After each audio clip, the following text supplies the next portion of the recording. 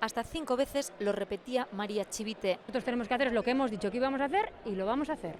No vamos a dar nuestros votos a Bildu ni vamos a dar nuestros votos a Navarra Suma. Está complicado. Y en momentos de negociación, cada gesto parece que cuenta.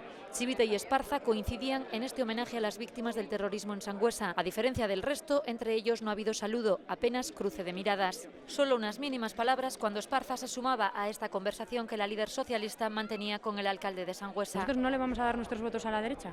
No lo vamos a hacer. Que no lo vamos a hacer, no lo vamos a hacer. El no es no. De hecho, Chivite ya ha anunciado ronda de contactos con Geroa Bai, con Izquierda Esquerra y con Podemos, a cuya parlamentaria electa Ainhoa Aznárez sí saludaba con intercambio de palabras. A la mañana he llamado a Usue, a Eduardo y a Marisa de Simón, felicitándole, por cierto, porque haya mantenido ese escaño, y hemos quedado pendientes de cerrar agenda seguramente para la semana que viene. Esparza insiste en que no dará su abstención a Chivite y que con esa fórmula propuesta por los socialistas necesitan de EH Bildu para llegar al gobierno. Está dispuesto a gobernar de la mano, a aceptar una abstención que va a ser echarse a los brazos de EH Bildu, ir de la mano a hacer la política que marque EH Bildu, porque ¿qué presupuestos van a sacar? ¿Con quién van a sacar los presupuestos? ¿Estar tutelados por los amigos de Josu Ternera? Buscar la abstención de EH Bildu al final hace que Arnaldo Otegi mande en Navarra. Chivite insiste en que también cabe la abstención de Navarra Suma. Los dos han dicho que no lo van a hacer. Ya veremos a ver.